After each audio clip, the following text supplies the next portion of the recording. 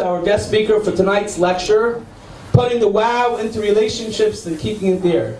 Rabbi Friedman is a world-renowned author, lecturer, philosopher, and co-founder of the Beis Chana Institute of Jewish Studies in Minnesota. He also served as the simultaneous translator for the live televised talks of the Lubavitcher Rebbe.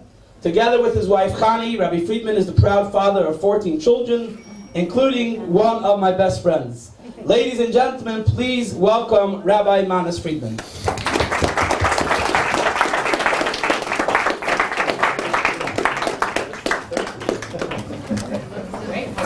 Good evening. So you remember the song, Love and Marriage? Go together like a horse and carriage. You remember. It's a horrible song with a horrible message. Maybe it worked in the 40s or 50s, but it is so misleading. Love and marriage go together like a horse and carriage. Well, first of all, what an insulting comparison. Who's the horse?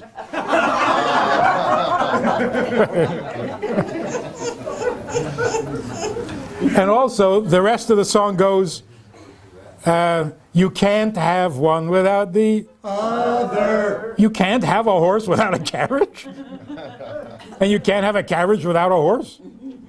You can't have love without marriage? That means you have to marry everyone you love? Oh my God, is right. Or does it mean you mustn't love anyone you're not married to? Which is also bad. So that whole song, very, very misleading. In fact, it's probably true that the one ingredient, the one factor that is destroying marriages all over the country is love. It's poison. Stop it. Cut it out. Down with love. Up with marriage. Here's how it works, really. If you were to ask, is love important? The most important thing in life. The media gives the impression that it is. All you really need is love. Another wonderful song. Love will keep us together. Another wonderful song. It's so not true. Because in the last 60 years, 70 years, every marriage was based on love. Our marriage is better now than in the days of Tevye and Golda? No, they're much worse. They're flimsy. They're scary. Love is not important. That's not the right adjective. You can't describe love as important. Love is appropriate for those who are important. Doesn't that make more sense? If someone is important in your life, you should love him. And if you don't love him, they're still important. Maybe you'll love him tomorrow. But if somebody is not important in your life and you love him, he's still not important. Unless we're so arrogant as to believe that when I love you, you become important. My love makes you important.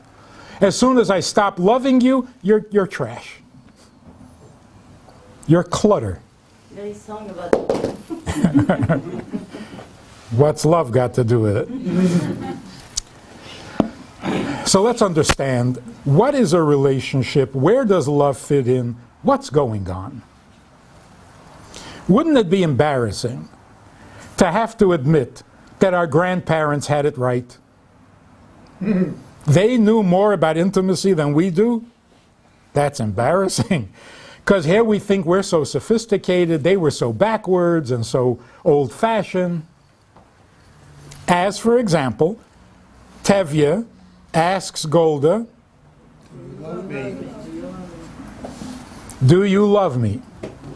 And Golda says, Do I love you? do I what? And then she goes through a whole list of things. Right? 25 years, I've whatever. Yeah. And then concludes, if that's not love, what is? Now, it seems like the story is making fun of Golda. She doesn't know what love is. She's so old-fashioned. She probably married Tevye without even loving him. God forbid.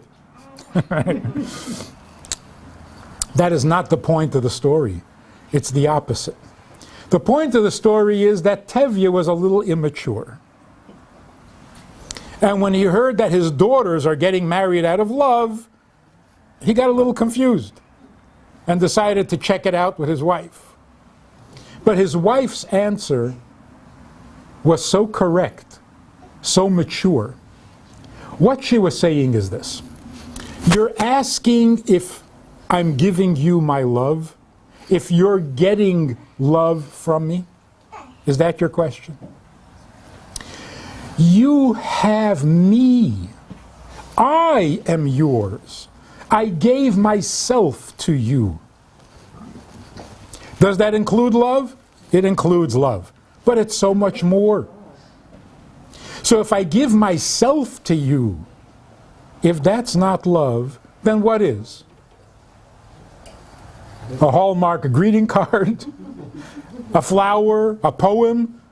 I gave you myself, all of me. Here's the key. This is the important secret here. Intimacy means a connection between two people that transcends all things. There are relationships that are created around something. You both like pina colada and walks in the rain. This is grounds for marriage. He knows all the songs. You both like to play tennis. This is grounds for marriage. You both want love. This is grounds for marriage. You see, if you're interested in love, if you want love, and you get married, who are you marrying? Your spouse or the love? Or is it a triangle? A love triangle. There's me, there's you, and there's love. And if the love goes away, then I don't need you. So who am I really married to? Am I married to you, or am I married to love? Now, love may be a very lovely thing, Yes. but it's not the person. We got one vote for love. Two votes.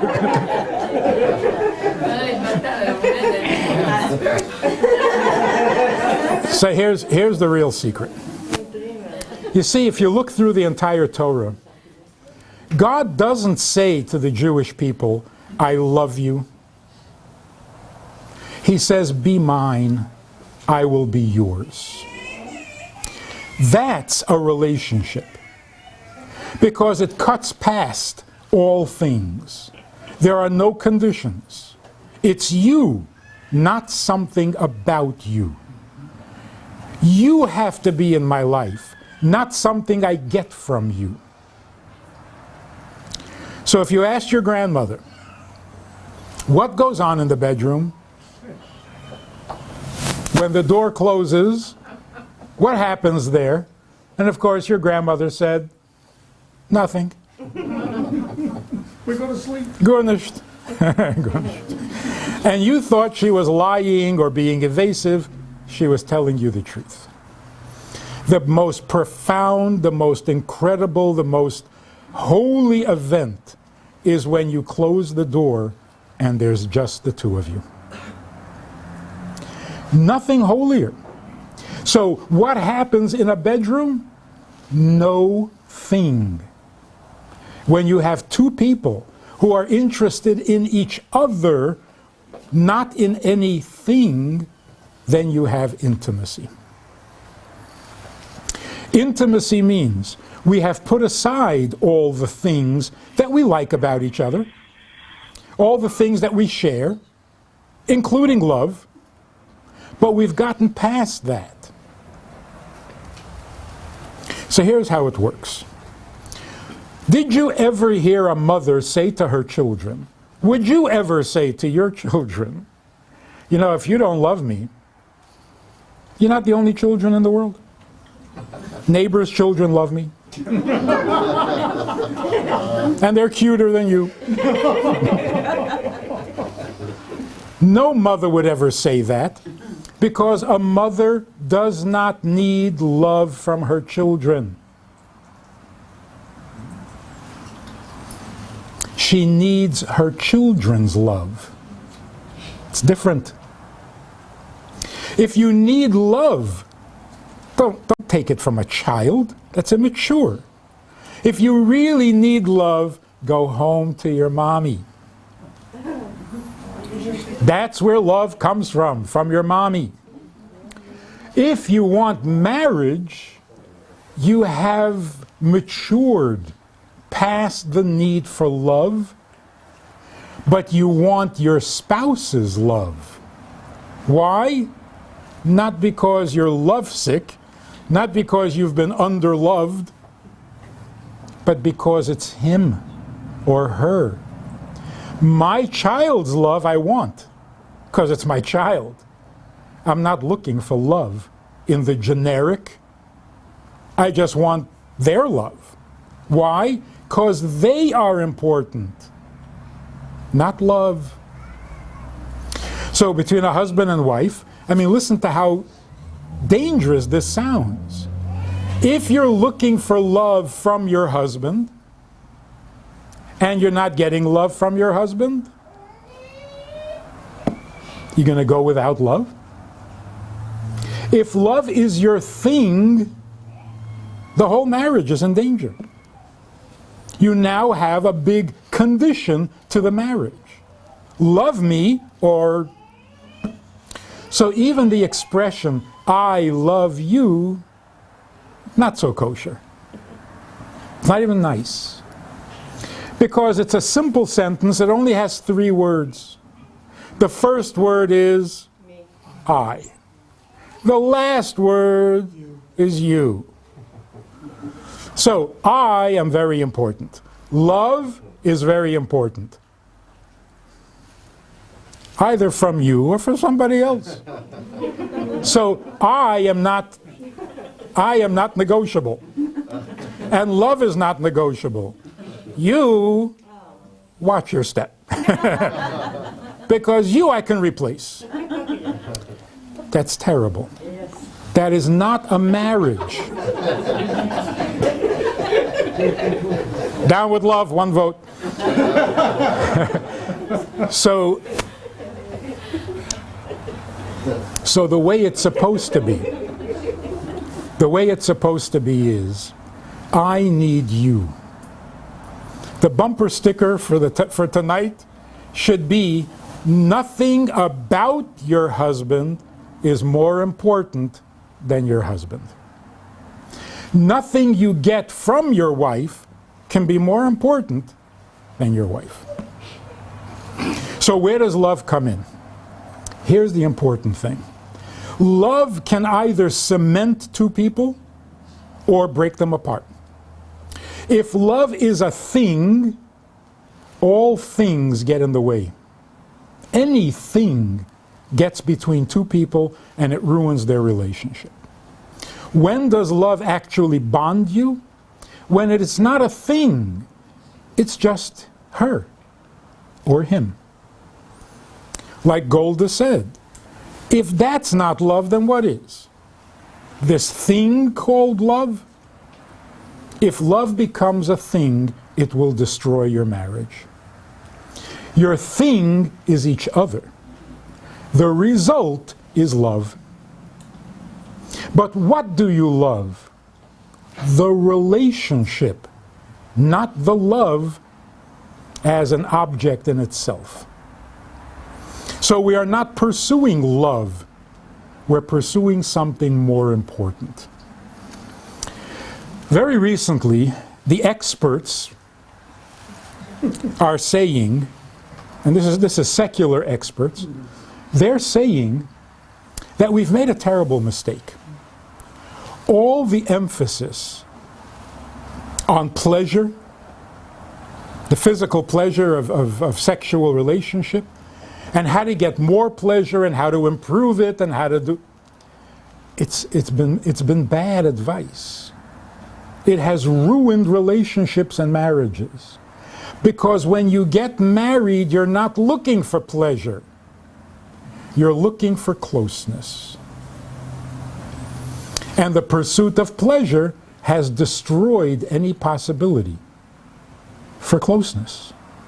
Because it has become a performance, it's become an end in itself, and if you don't feel like you're getting the most pleasure, all of a sudden you doubt your whole marriage, maybe you married the wrong person, maybe you need therapy.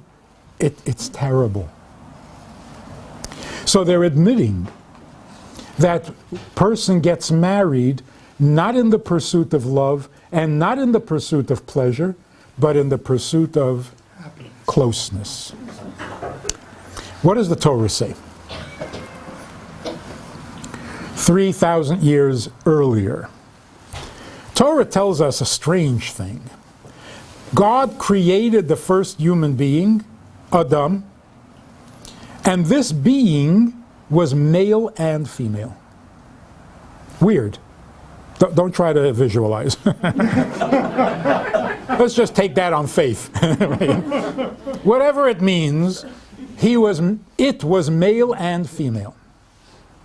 Then God separated them so that you had a man and a woman, and then tells them immediately after separating them, he tells them, therefore you should get married, cleave to each other, and become one. Now, the puzzle of why would he separate us and then tell us to become one when we were already one? The simple answer is, this oneness is so wonderful, it is so powerful and holy, that he wants us to achieve it on our own.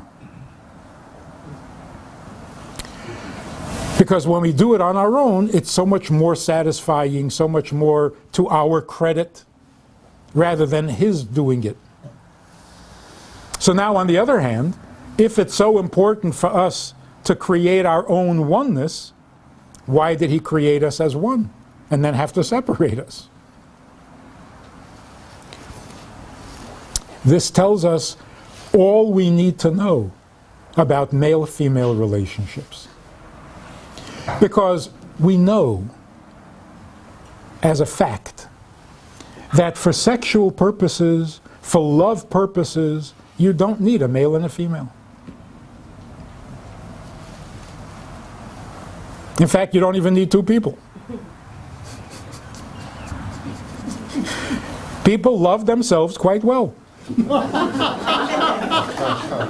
So if you're looking for love, find it in your own backyard. As all the experts say, you have to love yourself first. If you don't love yourself, you can't love anybody else. Once you do love yourself, why do you need anybody else? They'll just mess it up. So the Torah tells us the reason men and women need each other is unique to them. It's something you cannot get any other way. What is that? The oneness of male and female that was our original, truest nature. So God created a human being, male and female, because that's how a human being should be. When he separated the man from the woman, that's artificial. Separation is always artificial. It's also unholy. All separation is unholy. Oneness is holy. Hashem echad. Oneness is godly. Separation, ungodly. So what is the attraction of a man to a woman and a woman to a man? Love doesn't have to be a man and a woman. Sexual pleasure doesn't have to be a man and a woman. The only thing that is unique to a man-woman relationship is not closeness, as the experts are saying, but something more. Not just close. One. A husband and wife become one. Emotionally, for sure. To the point where you cannot even imagine yourself without the other. This is you. Not a dependency, an identity. This is me. Me has become an us. Now here's a big problem. In modern America, in the media, wives don't get any respect. There's no glamour in being a wife. In fact, when married women get together for an evening, what do they call it? Ladies' night out. A girls' night out. Why? Because they want to have fun. Wives don't have fun. Wives are desperate.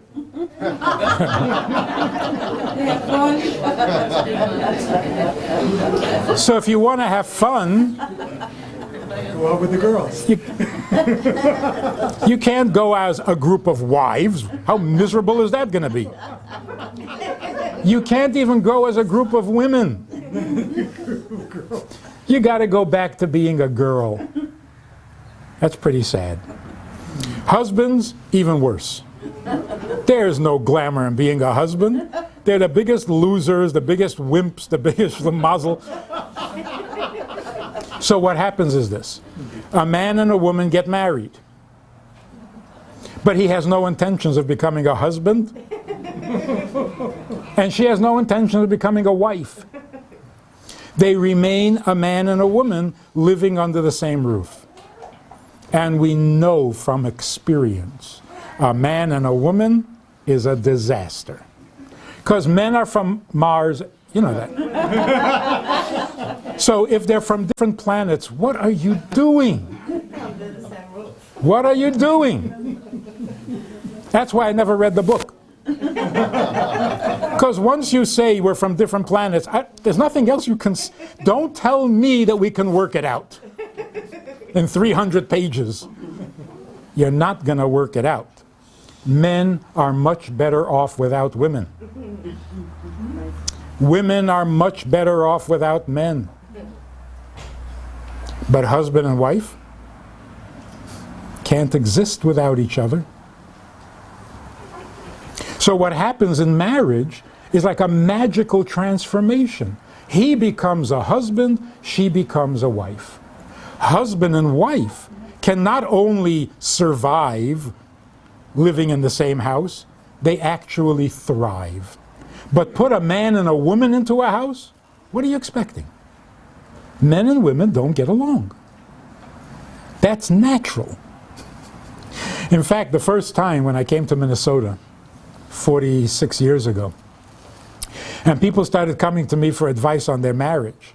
Now, I'm 22 years old. Like, you know, the questions that cross a rabbi's eyes.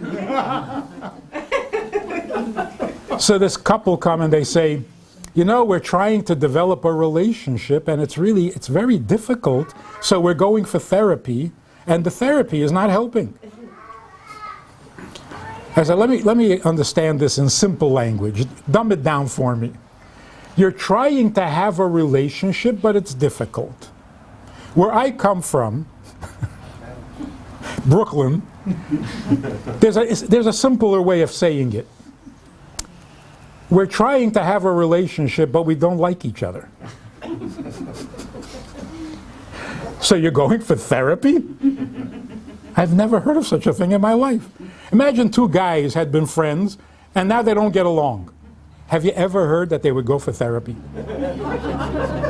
I don't like you. Get lost. What are you going to therapy for? A man and a woman not getting along? That is so normal. You don't need therapy. When you see a man and a woman who are getting along, something's wrong. One or both needs therapy. But that's why God invented marriage. Marriage means where a man and a woman who are better off without each other become husband and wife, and now they are inseparable. In fact, halachically, according to Jewish law, when you're married, you are more related to your spouse than to your parents. It is a deeper bond, it is a greater commitment, it's a greater oneness. You owe your parents everything, but you're not one with them. With your spouse, you literally become one. When two people become one, that's the magical equation that produces number 3, the child. The more one the parents become, the healthier and stronger the child is going to be. When mother and father are a little distant, they're drifting apart, the child is already choosing sides, and he's not even born yet. But there's that gap that is not very comforting to the soul of a child coming into this world. So let's look at what a relationship really is. What is the wow in the relationship? If it's about something, this relationship is doomed. Because nothing is allowed between husband and wife. It's got to be just us. Like in Hebrew, the word mezuzah, which you put on the door of your bedroom and all the other doors in your house, the word mezuzah is a strange word. I don't think originally it was Hebrew. It was adopted because it serves a great purpose. It is a combination of the words zu and zeh. Zuzah, male and female, he and she. And when you put a mem in front of a word, it implies comfort or naturalness, like the difference between holech and mihalech. Holech means you're going. There's an effort. Mihalech means you're strolling. It's a natural. So the mem means the zu and the zeh getting along naturally with nothing between them. So the difference between sex and intimacy, sex is something, intimacy means nothing, just us. And we are not things. A human being is never a thing. So here's what a relationship really looks like. Number 1, when people ask, how do I know if I'm ready to get married? It's a good question. You don't have to want to get married, you have to believe in marriage. But how do you know you're ready? The first thing to consider, whether you're ready for marriage, how generous are you? Because without generosity, nothing moves. You cannot allow another person into your life if you're not generous with your life. If you're not generous with your money, you can't support another human being. If you're not generous with your space, forget about it. Live in 2 separate houses. If you're not generous with your time, how is this going to work? So you have people who are generous with their money, not with their time. Take all my money, just leave me alone. I have no time. Because I got to go make more money. Time is money. There are people who are generous with their time, but not with their space. Just stay out of my way. Don't cramp me. Don't Don't come into my room without telling me or without asking. Their space is sacred. They can't share it. And then there are people who are not generous with their words. They think nice. Your husband thinks you're wonderful, but he'll never say it. For no particular reason. He's just not generous with words. You have to be generous, or nothing will work. Number 2, maybe even more important, you have to be respectful. This is so neglected. In all the advice columns and in all the wisdom that people spout about love more and be... Without respect, love will not survive, and neither will the relationship. There's a famous expression, familiarity breeds contempt. And contempt is worse than hate, which is pretty bad.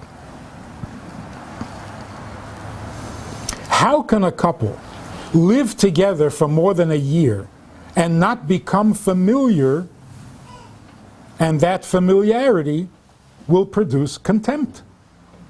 How can it not happen? How can you not lose respect for each other after a year of living together? What does respect mean? Dignity. Teenagers have this concept. We're going to get married, we're in love, we can do anything. We can be sloppy, we can be ugly, we can be... because love will over...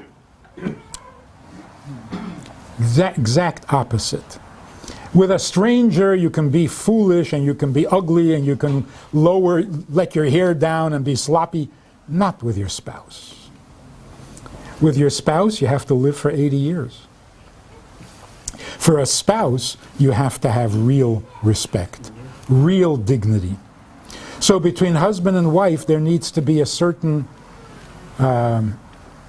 modesty, where you don't intrude on each other's privacy, even though you live in the same house.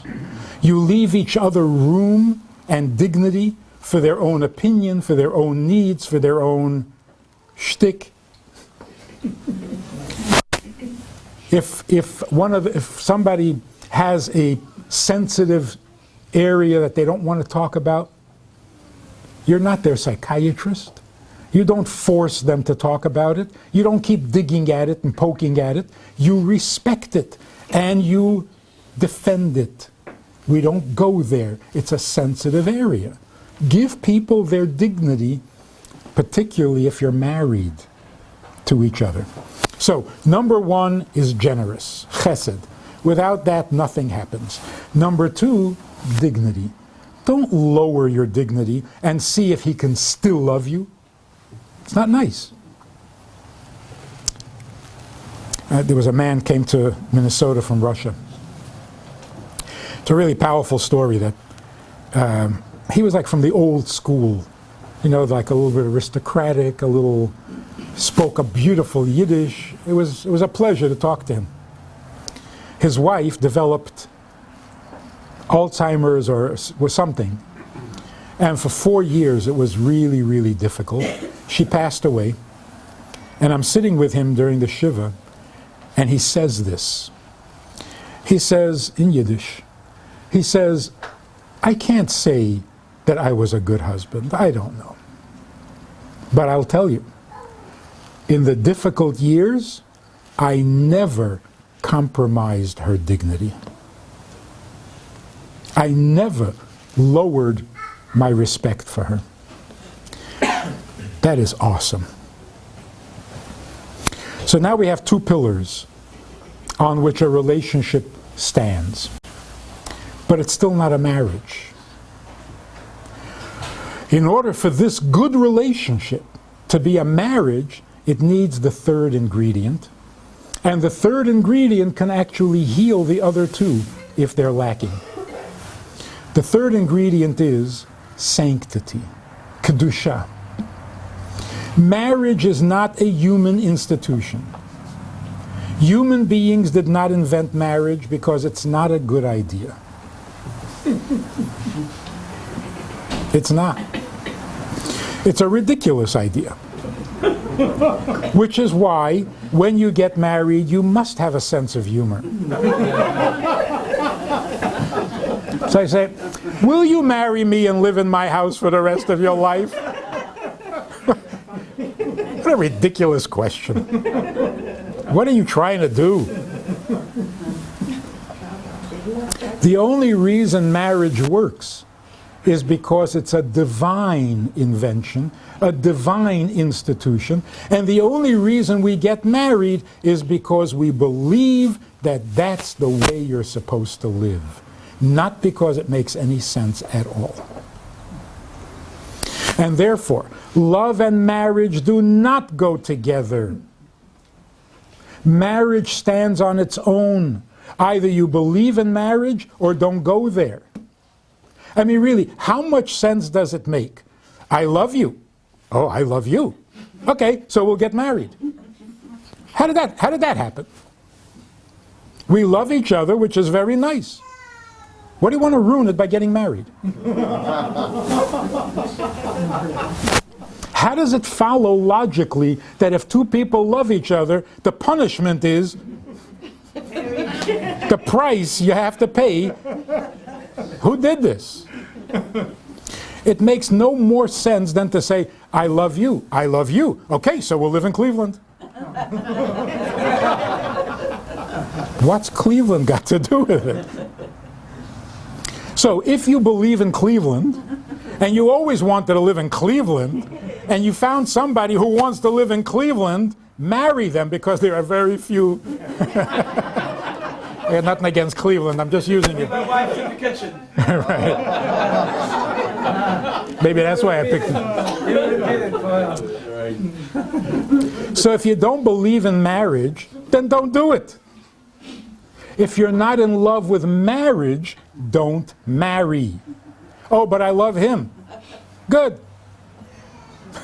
What does that have to do with marriage? So, marriage is a sacred concept. To be married means you have to do something holy. To devote your life to one person, that is holiness. That is sacred. Actually, to share an intimate life is pure holiness. Because there are three things that God never gave away, which means it can never belong to you. Your life, my life. I call it my life. It's not mine. It's my responsibility. I'm responsible for my life. I don't own it. And why don't I own it? Because it's sacred. God never gave it away. It's like when you go to Israel for the first time and you go to the Kotel and you're so nervous because you don't feel that you really belong there. Are you holy enough? Are you allowed to touch it? Are you allowed to take pictures? You remember the nervousness? Like the first time you were intimate? And then you notice that there are people who live in Israel, they have their chair leaning back on the Kosel, and they're having their lunch from a brown paper bag, and you think, whoa, whoa, whoa, whoa. Not appropriate. What happened to the holiness? What happened to the sanctity?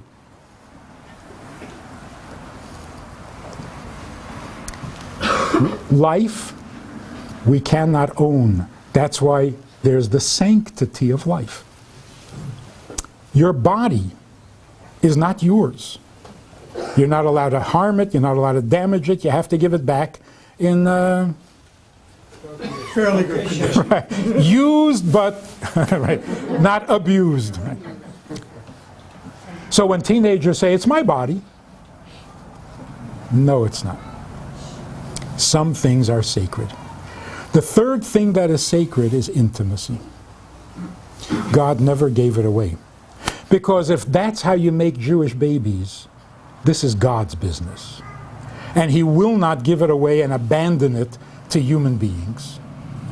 So we have to realize being married means you're engaged in something much bigger than the two of you. And you melt, you blend together when you surrender to that bigger thing, you're equally humbled by the sanctity of the relationship. A very quick story. I was a teenager standing on the street talking to my favorite rabbi in Brooklyn, a really wise man. It was a pleasure talking to him because he made sense. We're standing and talking, and this young couple come over, and the wife says to him, "Rabbi, isn't it true you're not allowed to ladle soup out of a pot on Shabbos? Tell my husband, he doesn't know." And the rabbi goes, wait. Ladling, like with a ladle? She says, yes. He says, out of a soup pot? She says, yes. While it's on the fire? Yes. On Shabbos? She says, yes. He says, that's complicated. I'll go home, I'll look it up. You'll call me later, I'll tell you. So they walk away. I'm staring at him like, am I missing something here? You're not allowed to cook on Shabbos. We all know that. Stirring a pot on the fire is cooking. It's an act of cooking. You got to stir the pot. So you have to take it off the fire if you want to ladle soup out of it, so that you're not stirring it while on the fire. So I said to this rabbi, so what's complicated? Why didn't you just tell her she's right? And he said, and make a husband look bad in his wife's eye? You're not allowed to do that. That blew me away. He did it so naturally, so instantaneously, so fluidly, like it was the most normal thing in the world to do. So he makes himself look ignorant because you're not allowed to do anything to dampen the enthusiasm of a husband and wife for each other, because marriage is holy. It's not just two people who happen to like each other and are sharing the rent. It's something much greater than that. So God, knowing the nature of our relationship, introduces the law of Mikvah. That once a month the woman goes to the Mikvah, a body of water in which she is totally submerged. And then the physical relationship that had been interrupted can start again. So for 2 weeks out of the month, there's no physical relationship, and then the mikvah, and then 2 weeks of being together. There are 3 liquids that are used for sacred purposes. We all know we make kiddush on wine. So we introduce the holiness of Shabbat on wine. Yom Tov, holidays, whenever something holy is happening, we're drinking. We have wine. By the way, you never see a Jewish winer. There are Jewish alcoholics, but never winos. Because we're so trained, wine is for kiddush. This is the middle of the week. You don't drink wine in the middle of the week. So if you want to get drunk, you got to buy something other than wine. Right? Wine is sacred to Jews. The other is oil. The miracle of Hanukkah is oil. We anoint the king with oil. We anoint the Kohen with oil. Oil represents holiness. Wine represents holiness. Then there's water. Now you would think water, water is cheap. Water is free. Water is everywhere. 2/3 of the world is water. And yet, the holiest thing that we need to accomplish, which is intimacy, is sanctified by water. The waters of the mikveh. What is the idea of submerging in water? Water is an original element. It's a pure divine creation. Earth, water, the minerals. The simple substances of the world. In the beginning, earth was surrounded by water, because earth is heavier than water. Then God said, let the water separate, and the dry land should come to the surface. That was the miracle of the continents floating on water. But in the beginning, the earth was all one solid globe submerged underwater. Everything that goes back to its most natural, primitive state loses all of its damage, unholiness, corruption. When you go back to the elemental state, you become pure, because the elements cannot become impure. For example, water cannot be polluted. You can't ruin water. You can throw a lot of garbage into the water. So when we say polluted water, we mean water with pollutants in it. The water cannot become polluted. So what do you do if water is polluted? You burn off the junk, and the water is water like it always was. That's why going to a mikveh purifies, because we are made of earth. When you submerge your body in underwater, it's returning to the primordial state.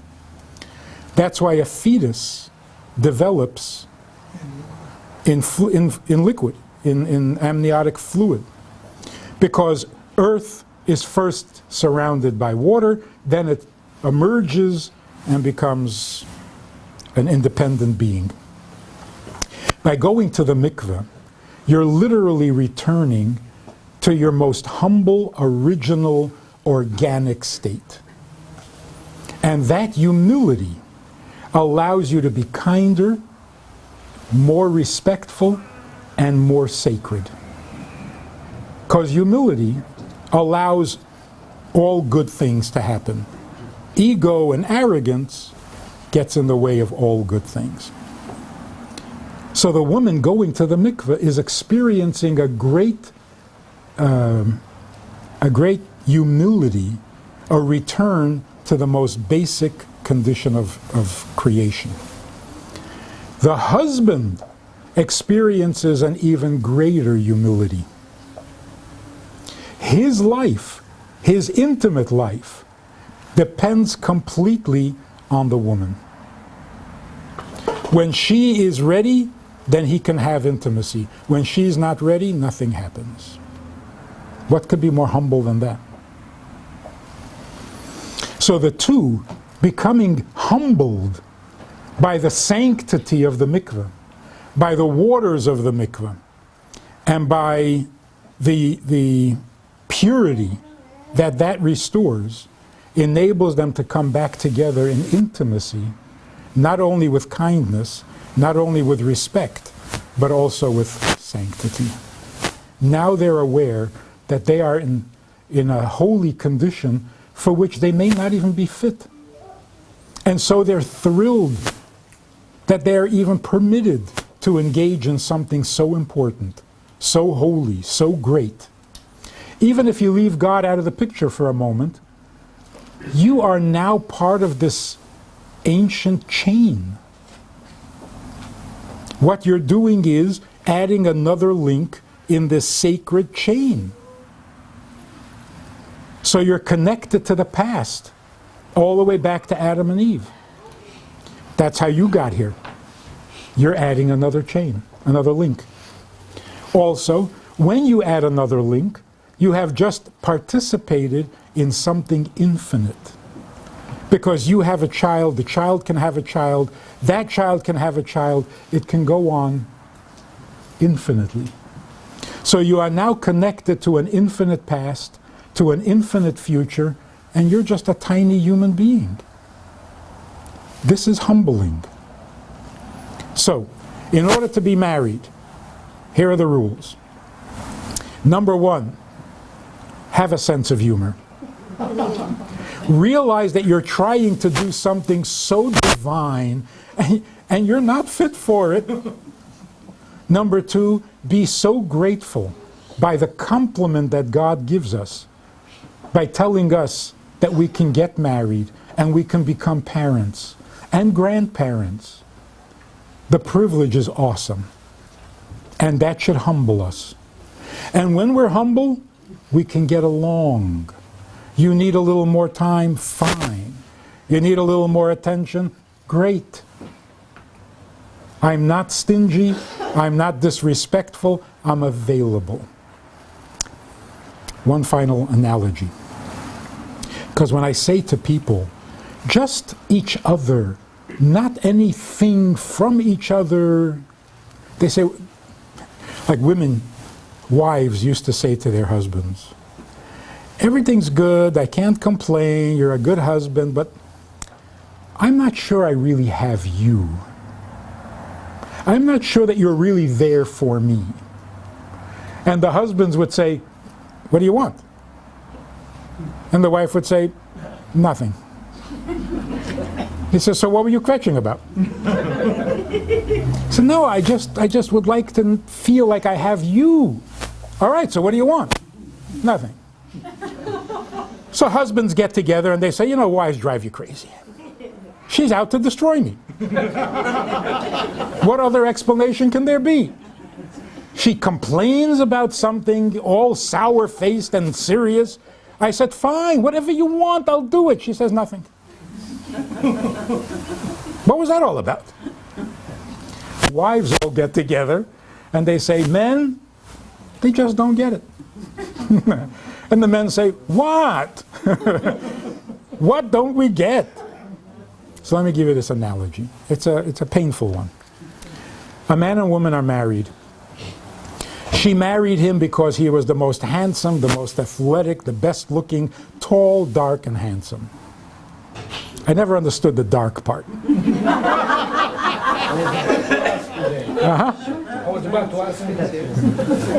Tall I can understand. Handsome, all right. What's with the dark?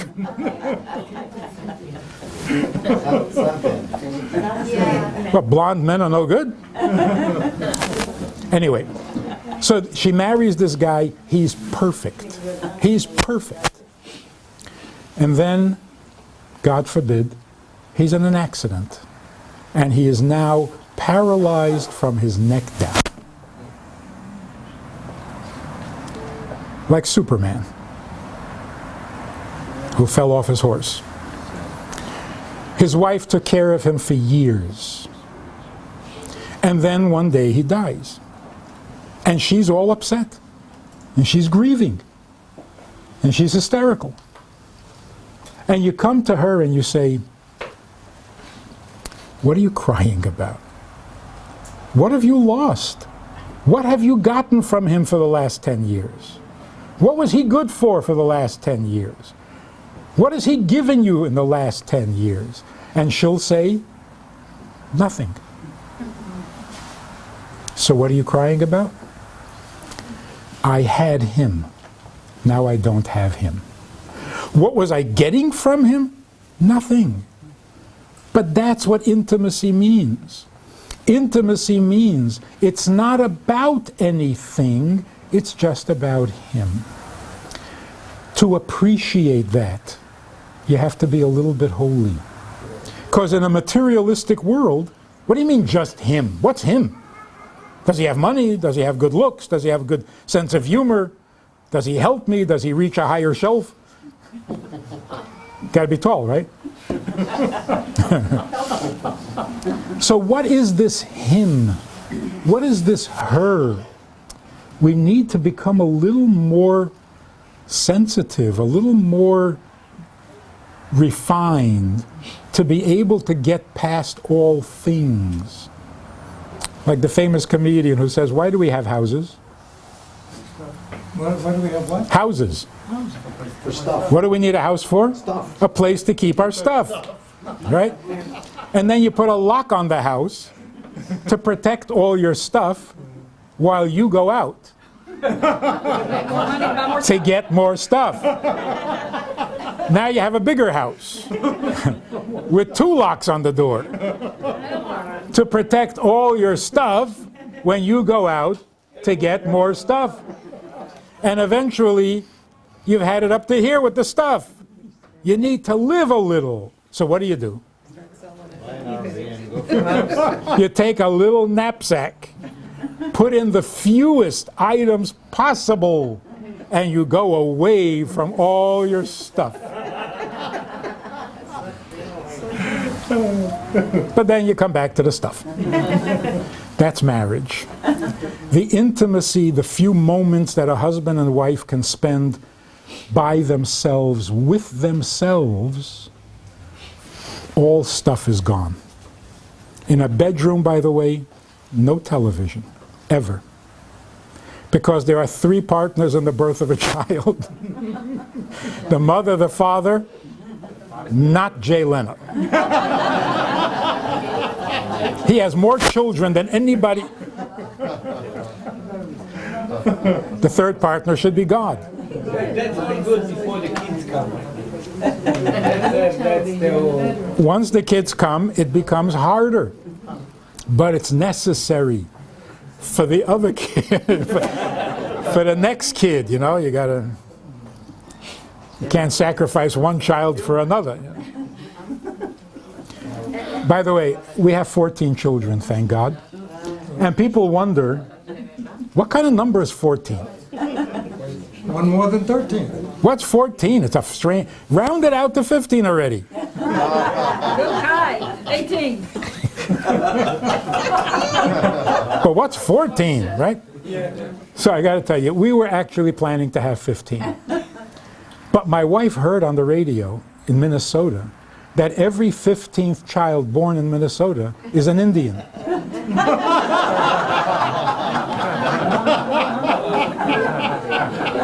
How do you raise an Indian? So anyway, how do we get back to this ability to get past all stuff? Make the bedroom sacred. No desk, no computer, no homework, certainly no television. A bedroom is sacred. When we were growing up, we weren't allowed to even walk into our parents' bedroom, even when they weren't home, which is when we did. But we weren't supposed to. Very disappointing. Because a bedroom should be exactly that. A place for them, no things. So Grandma was right. What happens? Nothing. Nothing. And if nothing has to happen, how can they not be happy with each other? It's not about anything, it's just having each other.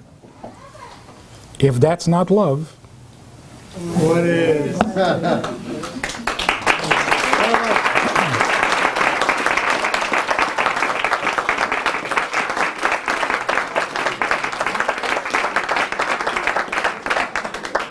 Rabbi, you said something about the mezuzah and entering the bedroom with nothing between you. Obviously, you've never lived with cats.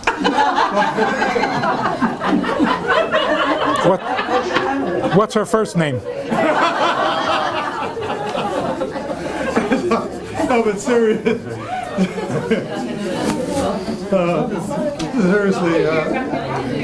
having a sense of humor goes along with the cats, because if you close the door on them, they don't let you live in peace. So we let them in, but there are times when we can get away from them. Got to train them right. They should also know that a bedroom is sacred. If anyone has any questions, now is the time to take the opportunity. Rabbi, thank you. You did a wonderful job. Beautiful. Good sense of humor, but also some serious notes.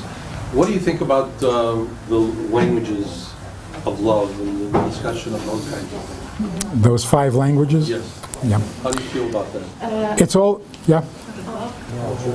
It's all, I'm talking about the book, but I'm Yeah. asking you, do you believe there are languages that you need to be handled with each other? yes. There are different ways of showing affection, of showing love, of showing respect, and of showing appreciation. That's all very true. But where is it coming from? If giving compliments becomes a project, it'll destroy everything. Because it sounds like something you just read in a book. If it's coming from each other, like instead of saying I love you, you should actually try this. Instead of saying I love you, you say you I love. You, I love. You. There's something about you, not about me. There's something about you that I love. And that's why under the chuppah, what does the groom say to the bride? Hareat mikudeshet li. The first word is at. It's not I love, I will take care of you, I promise. Stop with the lies. Just say, this is about you. And I have a feeling that all the brides who ever stood under a chuppah, they heard the first word and then they didn't care what the rest was. Hareat? Fine. What happens after that? Who cares? Another song, Rabbi. Another song. Back in the 50s, there was a movie about I think it was an Amish family, an Amish family. The song was, and you I love, more than the Yeah. the So, I love. So the Well, same language, thing, so the I you believe love. in that. so the question is this. A guy comes, a really good psychologist, sociologist, whatever he was, gave a program in Minnesota. And he showed couples how to avoid words that trigger defensive reactions, anger, resentment. Avoid those words, use these words, and everything will be beautiful. It was a very good presentation, and it made a lot of sense. A woman got up at the end and said, but wait a minute, that's all good if you don't want to fight. But my husband comes home from work angry, he's looking for a fight. In other words, you're assuming that people want to do the right thing and you're advising them how to go about it. How do we make sure that people want to do the right thing? In other words, all these expressions, good communication. You know what good communication means? When I hate you, I can tell you in so many different ways. I can be so convincing in why I hate you and why you're a loser. And that's good communication. But it's bad motivation. So all the 5 languages are great if you're married. So sometimes I listen to husband and wife accuse each other of all sorts of horrible things. And then they're exhausted and they sit back and they say, so, should we get divorced? And I say, actually, I think you'd make a good couple. You want to get married? Because you are divorced. You never got married. This one guy was telling me, she this and she that and she always and she never and she... And after a while I said, excuse me, who are you talking about? And his wife was sitting right there. I said, who is this she? Who are you talking about? He points to her and it's her. I said, oh, your wife? He says, yeah. I said, start all over again. This time tell me, my wife is stupid, my wife is lazy, my wife never does anything, he couldn't do it. He couldn't do it. He never connected to her. Or another example, a guy says to me, and I'm straight out of yeshiva and naive, and he says to me, I'm getting divorced. I don't need this. And I was like, need what? You don't need this? Well, then get rid of this. Why are you divorcing her? I understand you thought you would like some of this. You don't like some of this. You want to try some of that. Okay, so try some of that. But with your wife. Why are you divorcing her? She was never a her. She was a thing. She was a this. He doesn't want this. That's pornography. So, It's an object. All right? So, the 5 languages are great. Good communication skills are great.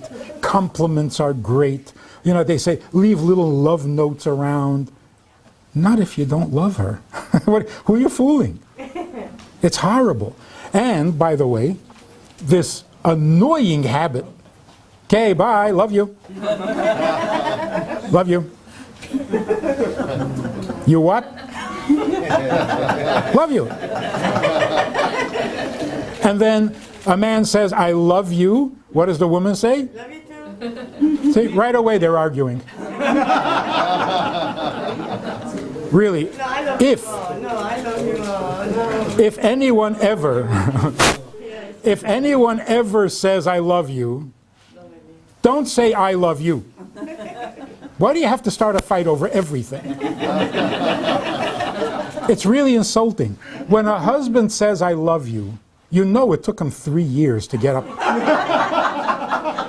the courage, right? And he finally says something personal. He exposes himself and he says, I love you. And you say, okay, enough about you. Now, that's it? What are you changing the subject for? Draw him out. He says, I love you. Say, tell me more. So, all of these things are good if you have a healthy connection. From that connection, you, I'll talk to like a mensch. You, I'll give a compliment. You, but if it's not you, what are you trying to do? Leaving little love notes around is not going to make a relationship. Right? So if a husband or wife comes home and they want to start a fight, like you said, if I care or she cares about me in the correct way, we should fight with them.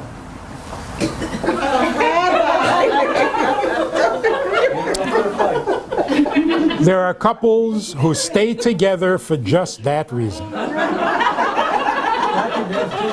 They just love. I have permission. They just love how they fight together. It works. There's a chemistry there. They try fighting with somebody else and it's It's not that fun. Any more questions? What is your... There was a first marriage that ended, and you're trying to get married again. Is there a big obstacle you see in today's society? Problem, advice, 2 cents? Yeah. One of the problems is that we are all amateur psychologists. And it's making us crazy, pardon the expression. Every marriage is made in heaven. You never marry the person you choose. You marry the person God chooses. Because again, this is way too important for God to abandon to our whims. So He arranges every marriage. When a marriage ends in divorce, it's not because you made a mistake. There are no mistakes. There are no mistakes. I was speaking in Colorado years ago, and I was introduced as being the father of 11 children. Then I made this wonderful speech. Brilliant. Fascinating. Incredible. And when I finished, this woman says, 11 children? She didn't hear a word after that. She says, you have 11 children? Didn't you tell her you didn't have a TV in the day? I did it all myself. So I said, yes. And with a very straight face, I don't know what was going on, but with a very straight face, she said, do you know that some people don't have any? And I felt guilty. I mean, for a second. Like, what kind of chazer takes 11 kids?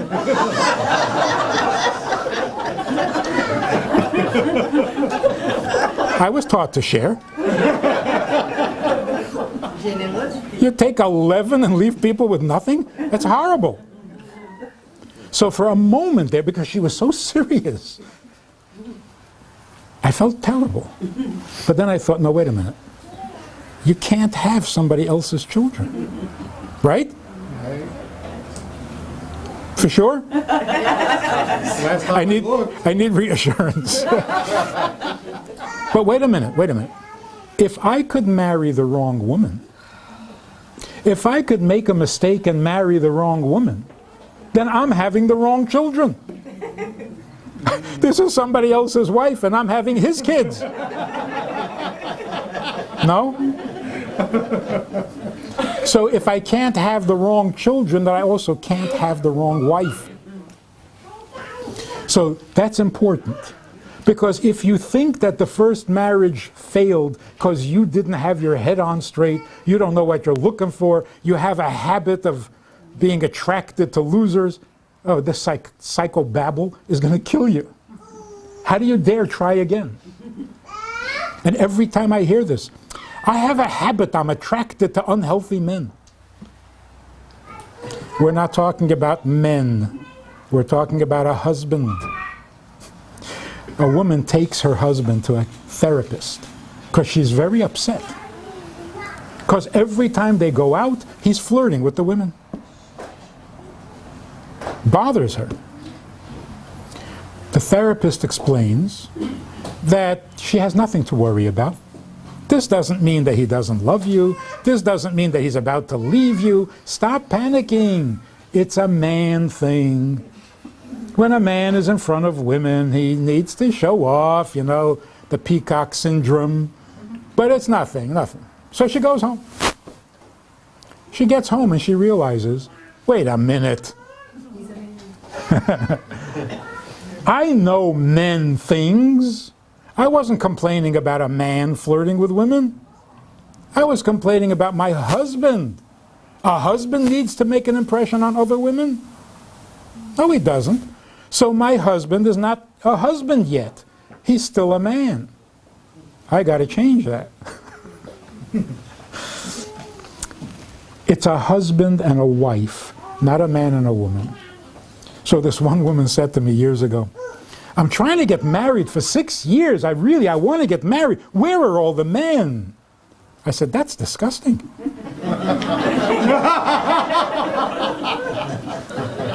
You can't marry all the men.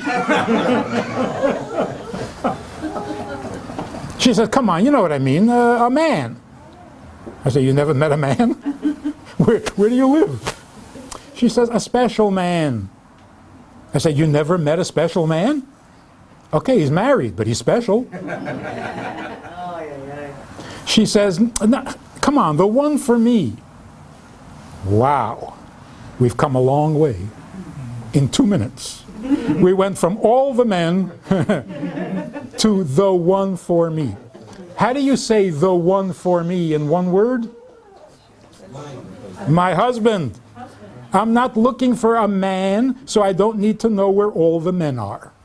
And if you tell me men do this and men are like that and men don't care, who's talking about men? We're talking about your husband. What man is going to want to marry me with my hair? Your husband. Only he.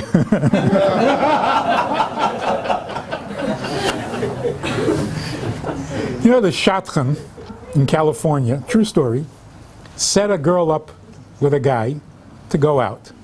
You know what a shotgun is, right? 12 or 14. A person who gets paid for lying. Not a lawyer.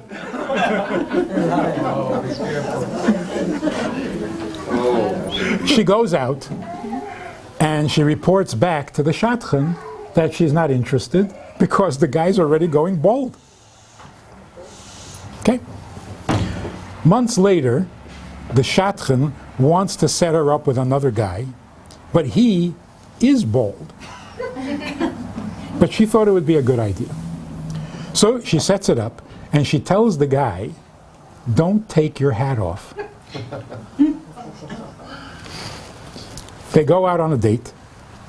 She calls them, which is, by the way, the right way to do it. Always have someone in the middle, the buffer. She calls the girl, and she calls the guy. How was it? Good. Want to go out again? Yep. Oh, but what? You told me not to take my hat off? I forgot. I took my hat off. We were sitting there for hours. I had my hat off. She says, I told you not to. You blew it. You ruined it. So just to be polite, she calls the girl. How was it? Good. So you want to go again? Yeah. She says, even though he's bald? She says, he's bald. They are happily married. Because if it's meant to be, if it's your husband, you won't even see that he's bald. And if it's not your husband, you won't see anything good. If it is your husband, you won't see anything wrong. So, to remarry, you have to have confidence that your first marriage was not a mistake. It was too intense. Too intense. God makes these arrangements in heaven, right? Match made in heaven. In heaven it works. But on earth, it could be a little too ambitious. So God invented divorce, knowing that sometimes His expectations are more than we can handle.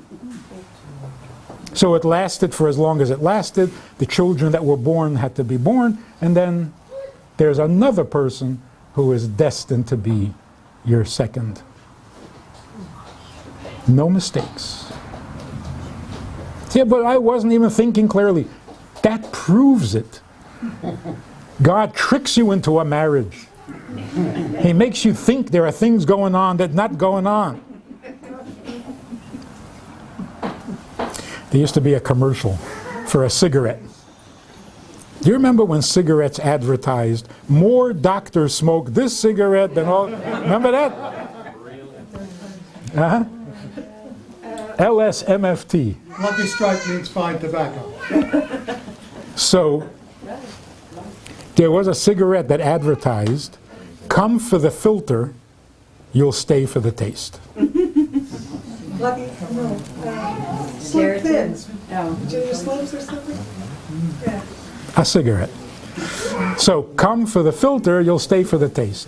God tricks you into thinking He's smart, He's great, He's good, but you stay because He's yours, which is fantastic. Anything else? Yeah. What you just said made me think of another question. Because many people in this country, obviously, if you look at the stats, are divorced and then go on to be happy human beings. But the question is, when you are at that wedding ceremony, you're actually taking a vow to love, to honor, and to all those good things. So one thing that Jews are really good at is guilt. And how can you, if you're carrying a little, somewhere in a back compartment of your brain, some guilt from you took a vow, it didn't work out for whatever reason, what can you do with that? Can you give a little wisdom that maybe someone who might be doing that to themselves can stop beating themselves up about that? Well, first of all, we don't make vows under the chuppah. We don't promise this, that, and the other. That's non-Jewish. And when it comes to non-Jewish, this comedian says, I never understood. The bride wears a gown. You can tell who the bride is. She's dressed differently from all the other women. But the groom, he's wearing the same tuxedo as all the other guys. I never understood why that is, until I listened to the vows, non-Jewish vows. Do you take this man to be your lawfully wedded husband? They don't say a name. this man. Because if she says no, there's another guy, he's dressed. He's already dressed for the occasion. You bring him in. Do you take this man? There's got to be somebody you like. If the soup is cold more than 3 times in a row,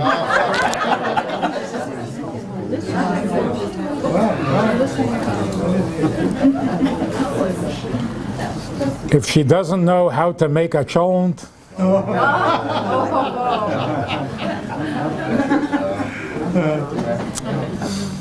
actually, if you really want to know,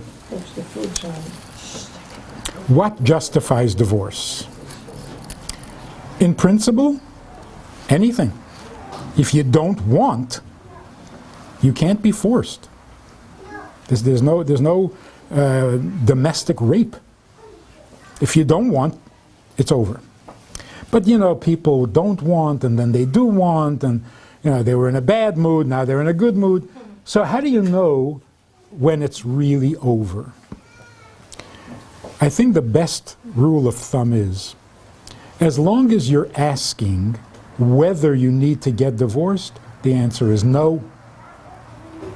When you're not asking anymore, then it's over. And then the rabbi will help you do it the right way. So when a person says, I'm finished, that's it. I'm not asking, there's no question anymore, finished, I'm done. Then what is there to talk about? What is there to talk about? There was this woman who was very unhappily married. Every month she would come to me, can I divorce him? Do you know what he did? And I said, no. This went on for years. One day she was very upset, and she says, I can't live with this man. He took the car this morning without telling me. He went out of town.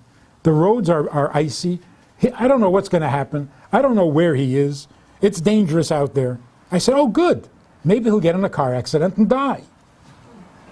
She says, God forbid.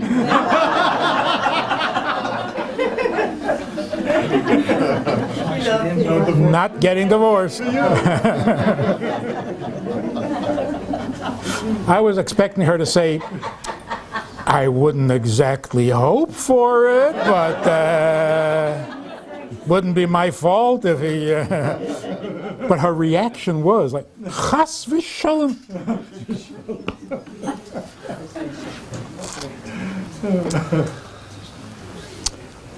I understand that there is a new mikveh here in town. Yeah, not far? Newish. Newish. Newish, yeah. And you're Jewish, so it's perfect. This one guy said, I object to you calling me Jewish. I said, what? He says, Jewish is like when something is not really tall, so it's tallish. If it's not really blue, it's bluish. If it's not really hot, it's hottish. I'm not Jewish. I'm a Jew. Nothing ishy about it, which is beautiful. But there is a mikveh, and I know that in Minnesota, there are non-Jewish women who go to the mikveh. Because the idea is just so sensible. It's so realistic. It's so helpful. Of course, they don't make the bracha. They can't say, thank you for commanding me to do this, because they were not commanded. But they like the benefits of it. So, check it out. Even if you're not obligated today, but there's the obligation you had in the past, still waiting to be fulfilled. So at least one time, go to the mikveh. You'll be amazed. You'll be amazed. Yes. Because you still have the mitzvah. You never finished the mitzvah. So one time, after that you don't have to go again. Also, it's magical. It has an effect on the children even after they're grown up. Because you're doing it out of responsibility to them. So even retroactively, it has a positive effect, which is magical and, like, what do we know? There was a woman who was divorced for 8 years. She came to our program, to Beis Chana, and it turns out that she never got a get. You have to get a get. Get the get. So she says, nah, I'm finished with him. We're divorced for 8 years, it's over, I don't even know where he lives, I don't need a get. Anyway, we talked about it, and she was finally convinced to do it. She found him, she arranged it, she went and they did the get. She came back afterwards, she says, I can't believe it. I can't believe it. For 8 years I haven't even thought about this man. I'm so done with him, I'm so free of him, I'm so independent, and yet, when I got the get, I fell apart. I fell apart, like now I don't have him anymore. So someplace in the back of her mind and heart, as long as she didn't get the get, she was bonded with him, which makes no sense. But God knows better. Going to the mikveh actually has this retroactive effect on the relationship that was, on the children that were born. It's an amazing thing. And it's just plain water. Well, it's rainwater that complicated how to make it. But the fact is, you're just immersed in water. But God put some magical powers in water. Water can do amazing things. Primarily because it is so natural. It's so simple. It's so organic. Right? So check it out. Check out the mikveh. Recommend it for younger people, for friends, for newlyweds. No one should get married without a mikveh. It's just not doable. You have to introduce marriage on a holy note and then try to maintain that holiness. Otherwise, you're good roommates. But what makes it a marriage? What makes it oneness? So this guy is running down the street in a panic. And you stop him and you say, where are you running? He says, my wife is not feeling well, I'm going to get a doctor. So you say, oh, that's beautiful. You love your wife so much. He says, did I say anything about love? We don't get along so good lately. Would you then recommend that he slow down? What's the hurry? We'll have a coffee, a piece of cake.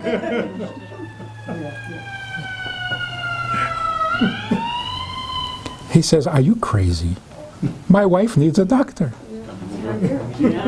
And you say, but you don't love her. What would he say? He would say, what's love got to do with it? My wife needs a doctor. That's marriage. That's marriage. And the same is true with God. You stop a Jew in Yom Kippur, sitting in the synagogue, and you say, wow, you're religious. He says, no, I'm not. Furthest thing from it. So you say, well, then you must love God. He says, I didn't even say I believe in God. So you say, then what are you doing here? In the synagogue on Yom Kippur. He looks at you like you're crazy. He says, hey, it's Yom Kippur. You say, but you don't believe in God. He says, what does belief got to do with it? That's a real relationship. That's a real relationship. Our connection to God is not that we love Him, not that we believe in Him, not that we're religious. He's our God. You neglected Him a whole year. Not nice.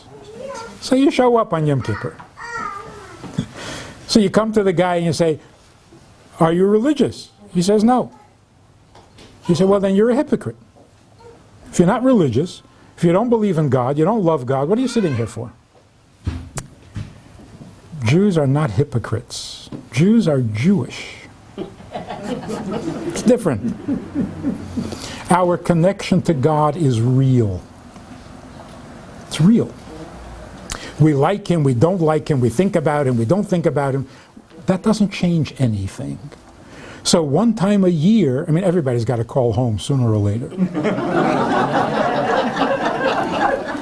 So I'm sitting in the airport, in Chicago, I think it was. This guy walks over, and he starts giving me a sermon. He's a missionary. He's smuggling Bibles into Haiti. And he starts this little sermon. The Bible, I don't know why they always pronounce it that way.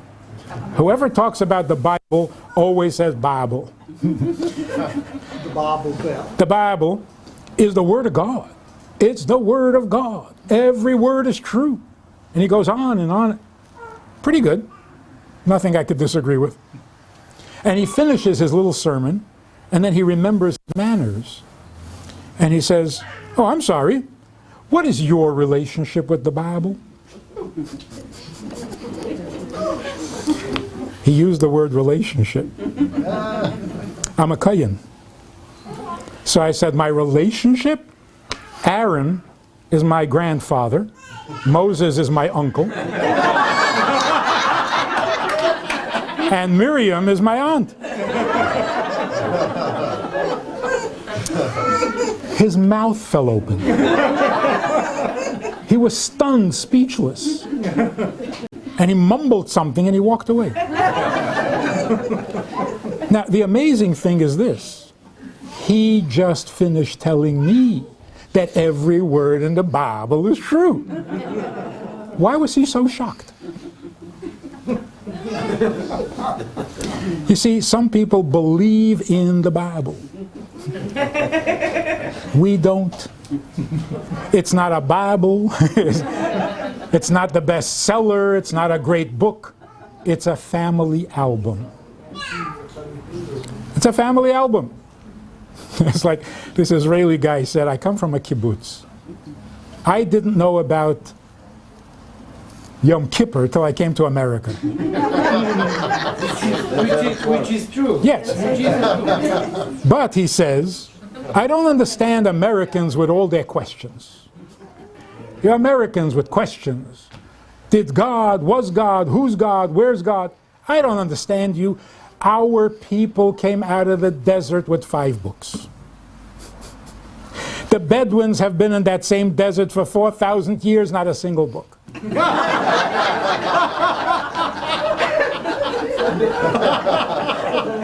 Not even a pamphlet. He says, so as far as I'm concerned, my people came out of the desert with 5 books. Stop with the questions and read the book. It has nothing to do with being religious. It's your book. Your name is on every page.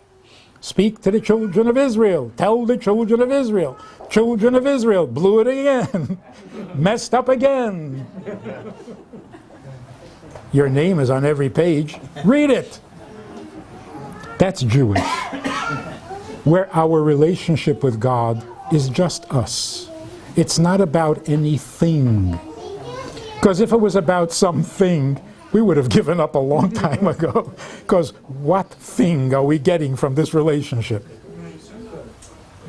The answer is Him. And what is He getting? Just us. With some headaches. That's a real relationship.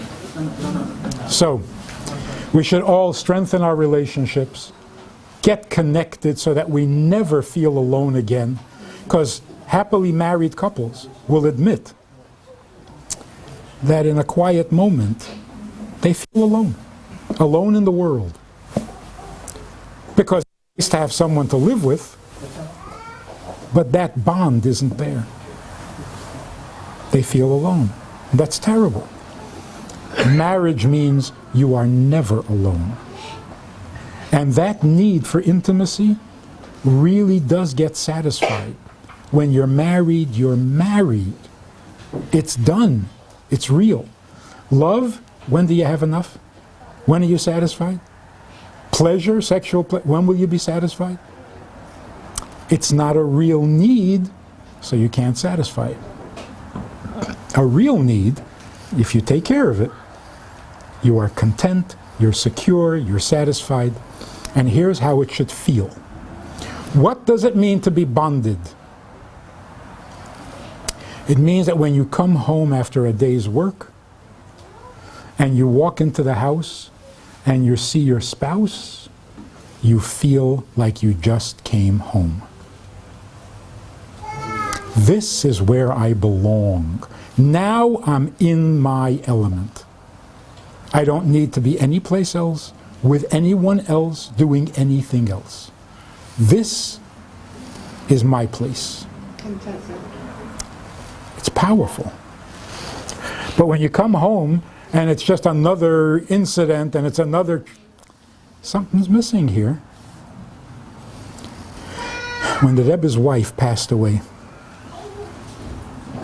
the woman who worked in the house part-time was crying more than anybody expected. So somebody said to her, "Were you really that close with the Rebbe?" She said, "Oh, I'm not crying for her. I'm crying for him, for the Rebbe. What is he going to do without her?" She says, "You don't know. I was in the house when he would come home at night with this big shopping bag full of homework, of people's problems and aches and pains and suffering, and the weight of the world was on his shoulders. I saw how when he walked in and saw his wife, the weight of the world fell away. He lit up. He was home. What's he going to do without her?" That's called bonded. When you see the person you really love, all your burdens become lighter. Life is good. If that doesn't happen, you need to bond. You need to get closer. And not just for closeness, but for oneness. Hashem Echad, Am Echad. We are the people of oneness. So we should all have great good news, great joy, great satisfaction in our lives, great children, and even nicer grandchildren. Look at